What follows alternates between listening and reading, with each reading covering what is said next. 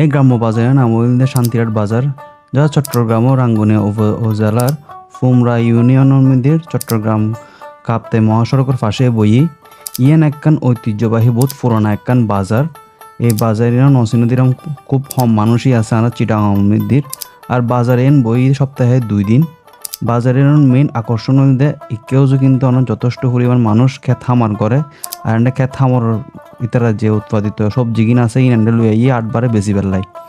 আর এই বাজারের মধ্যে কিন্তু ওনারা মরিচ মশলা একদম ফ্রেশ পাইবেন। কারণ এন্ডে যথেষ্ট পরিমাণ মরিচ মশলা চাষ এন্ডা করে দৈন্যে।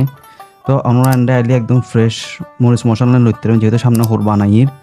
আর এই বাজারের মধ্যে একটা জিনিস দেখিলাম, এই 3 কেজি দেশি আলু 100 টাকা করিয়ে। আর উগ্র ভাই আরে হায়দার আলী ও আরে রাঙ্গুনিয়ার বাজার লইরে ভিডিও করতে হই, যার হাওনা আজিয়া রাঙ্গুনিয়ার বাজারিয়ান লইরে ভিডিও বানানোর সামনে তুলে ধরলাম। বাজারিয়ান জিনিসপত্রের দাম তো অন্যান্য বাজারত বহুত কম মনে হই।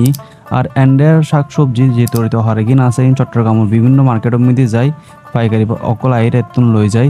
শুধু চট্টগ্রাম নয়, কিছু কিছু রাঙ্গুনিয়ার বাজারের সবজি অনর মধ্যপ্রাচ্যের বিভিন্ন দেশের মধ্যে কিন্তু পাঠানো হয়। এই বাজারে একখান জিনিস আনতে সমস্যার মতন লাগিয়ে নয়, একদম রাস্তার পাশাপাশি বাজারই। আর চট্টগ্রাম হাঁপতে মহাসড়কে যথেষ্ট পরিমাণ বিজিযোগ্য রাস্তা। এন্ডে অনর কোনো নিয়ম নীতি ন মানে এন্ডে যে সিএনজি হন বাস হন আর যে অটো রিক্সা জিন আছে কোনো নিয়ম নীতি ন মানে। আর শান্তিরহাট বাজারের পাশে কিন্তু এন্ডে একখান মসজিদ আছে, জিয়ান যথেষ্ট পরিমাণ নাম করা একখান মসজিদ। ওনারা যেভাবে ইপিএস ফিল্মসরা সাপোর্ট করতে লাগুন, আশা করি সবসময় এভাবে সাপোর্ট করিবেন। ওনারা সাপোর্টের কারণে অনুপ্রেরণা পায় নতুন ভিডিও করিবার লাই। তো পরবর্তীতে ওনারা কোন বাজার গান দেখতে চান কমেন্ট করে জানাবেন। আর ওনারা কোনো পরামর্শ থাকলে তা অবশ্যই কমেন্ট করে জানাবেন। ব্যাগুন ভালো থাকিবেন। আল্লাহ হাফেজ।